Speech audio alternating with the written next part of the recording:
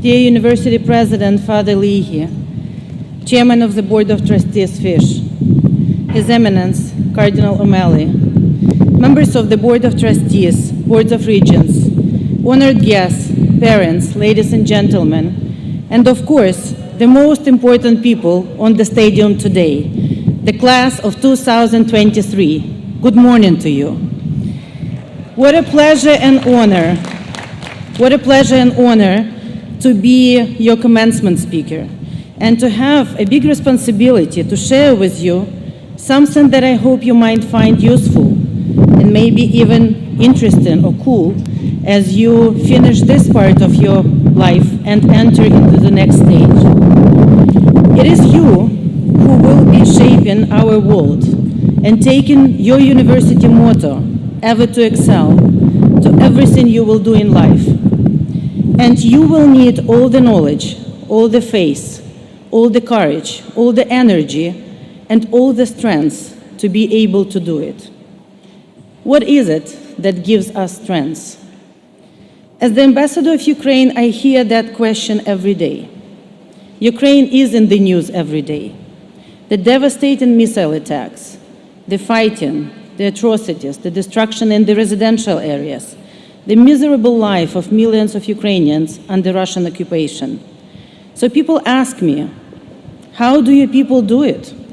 How does your president do it? What gives you strength? Where do you find strength? When Russian missiles hit Ukrainian cities and the Russian infantry walked into Ukrainian countryside in the early morning of February 24, 2022, many experts have given us 3 days. How could Ukraine counter what was believed to be the second largest army in the world? Yet today, 453rd day, and Ukraine is still standing, and we're still fighting. And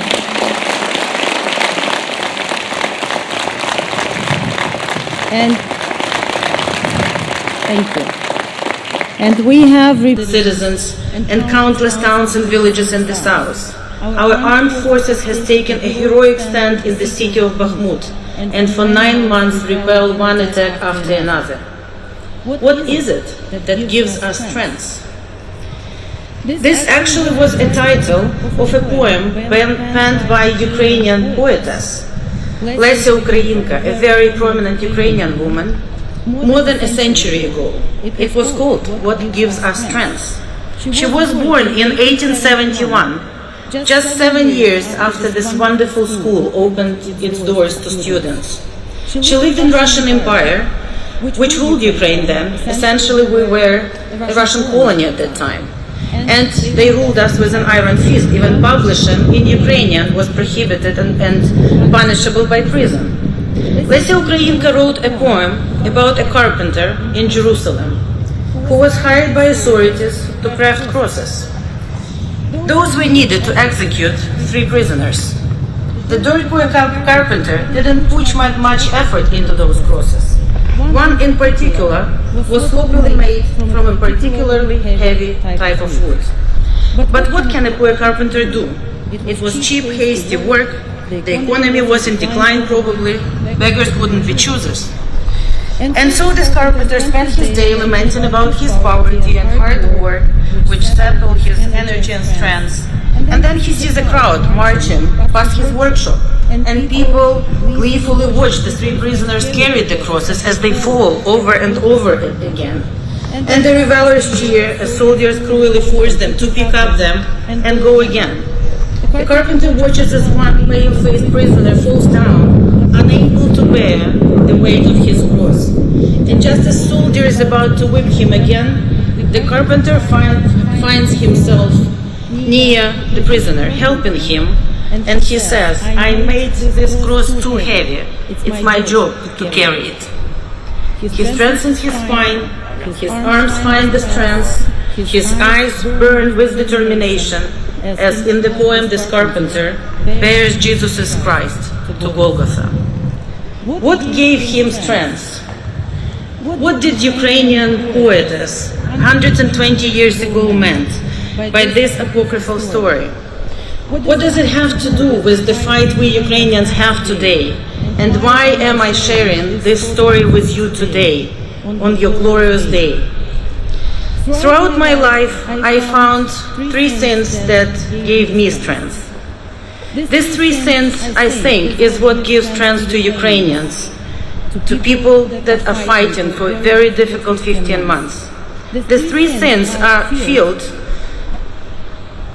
the apocryphal carpenter, in the poem, with courage to defy the Roman guards, to fly in the face of public opinion, and to do the right thing. And this is what I would like to share with you today. The first one is a word you heard a lot from your professors and teachers and from your parents. It's responsibility. Just as the carpenter in that poem took it upon himself to bear the burden, so did Ukrainians raise to the challenge of full-scale invasion. If someone thought that with the sounds of explosions Ukrainians will duck and cover, they'd be wrong. In the last 31 years of the renewed Ukraine independence, we've built our democracy and protected it more than once.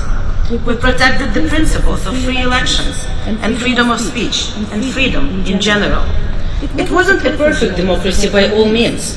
We hadn't finished owning it. We still have to root out a lot of remains of the totalitarian corruption and Soviet legacy.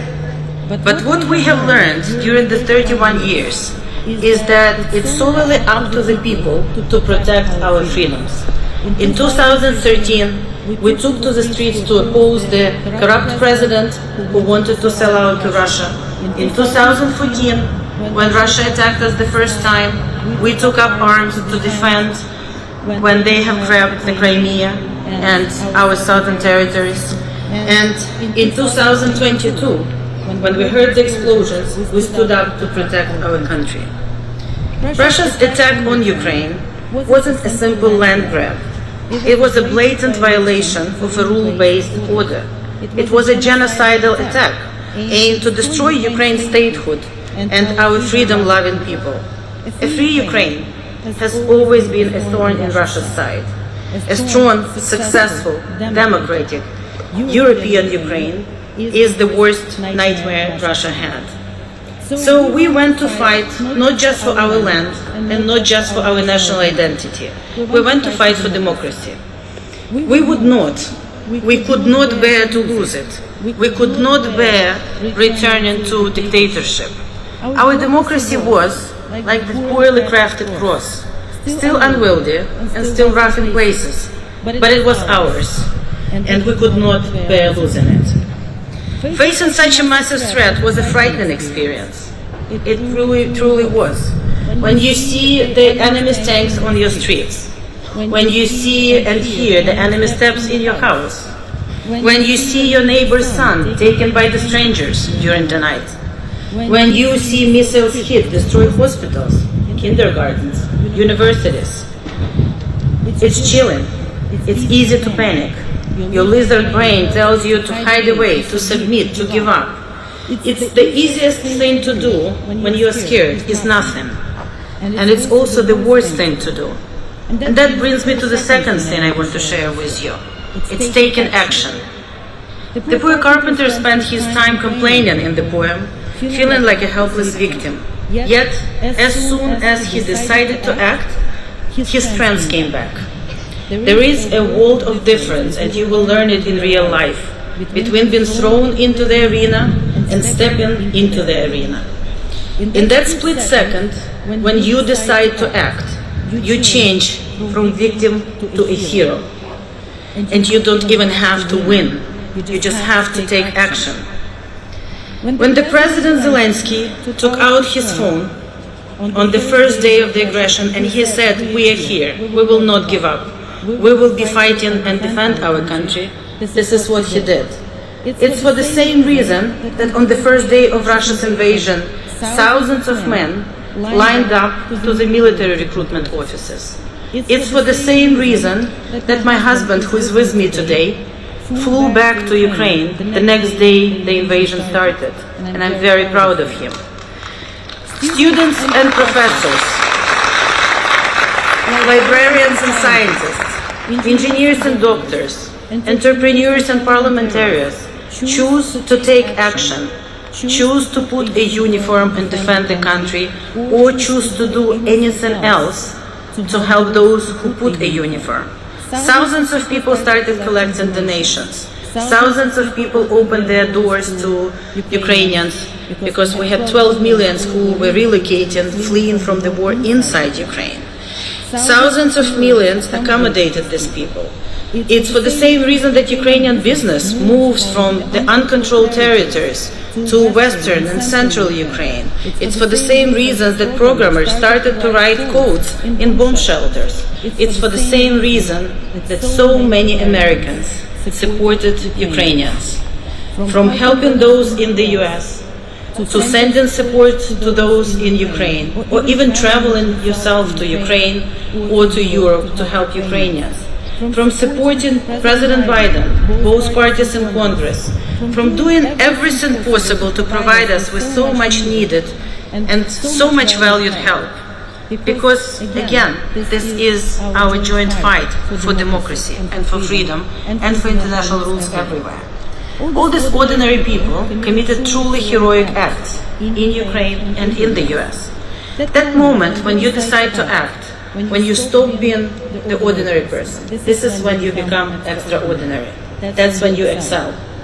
So what is the third thing that brings strength for me? It's love. Not love as in heart and flowers, although as a happily married woman I can tell that helps too.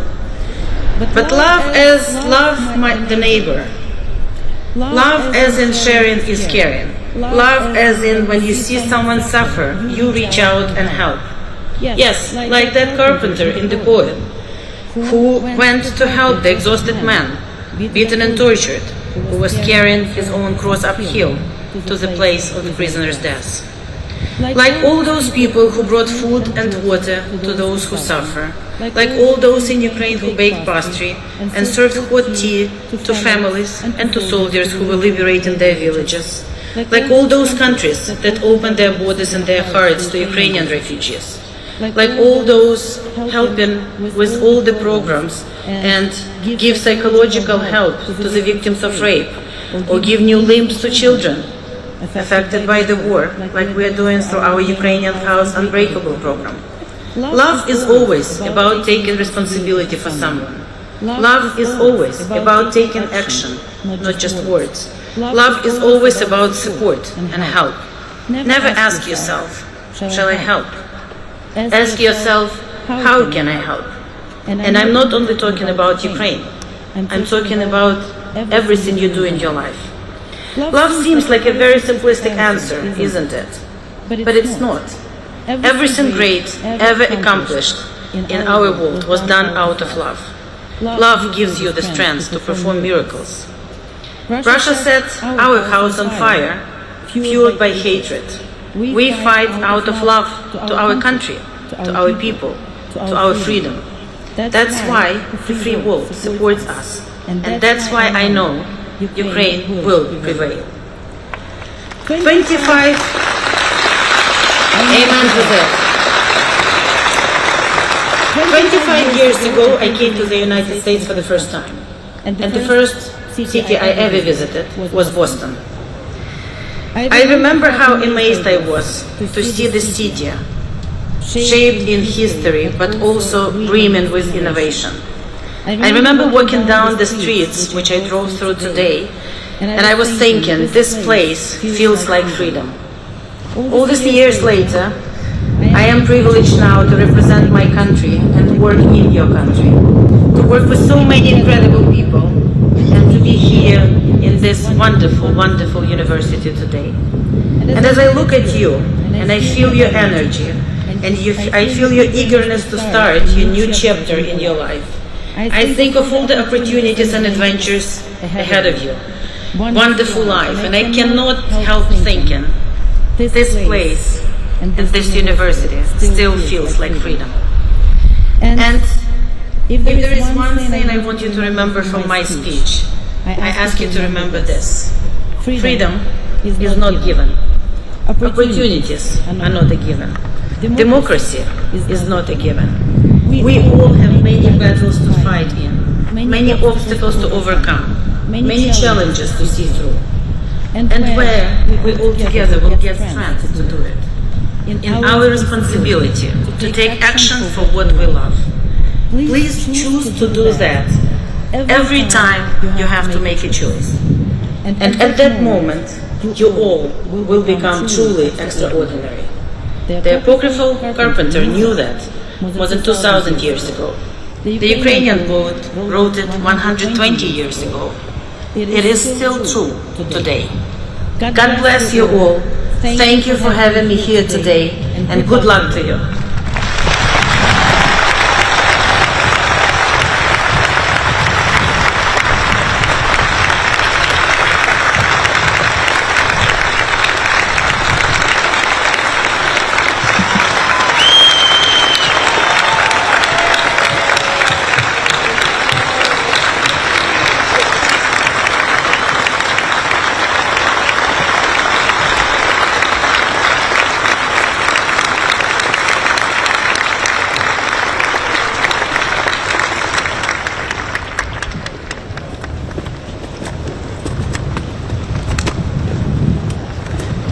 The University Chorale will perform Tolite Hostias, composed by Camille Saint-Saëns. Tolite Hostias is the final movement of the Christmas Oratorio by Saint-Saëns. Today it is sung by the underclassmen of the chorale as an offering of love and support for all the members of the class of 2023.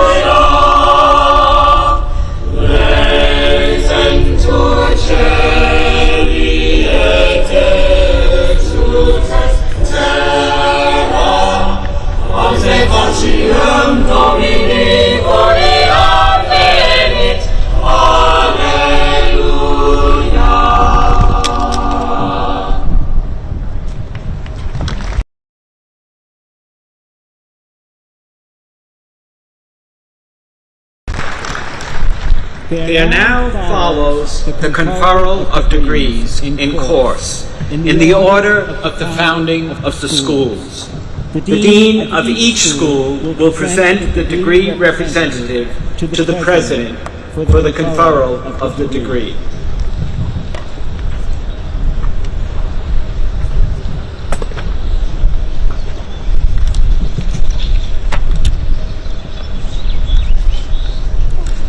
May I ask the candidates for the degree of Bachelor of Arts and Bachelor of Science in the Robert J. Morrissey College of Arts and Sciences to please rise.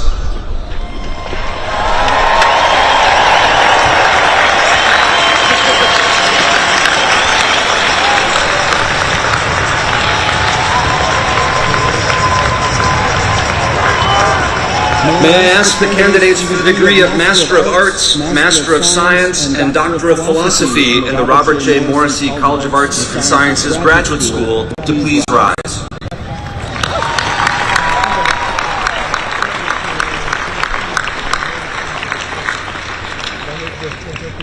Father President, on behalf of the faculty, I am honored to present these candidates who have completed all requirements for graduation. And I hereby certify that they are eligible for the degree of Bachelor of Arts or Bachelor of Science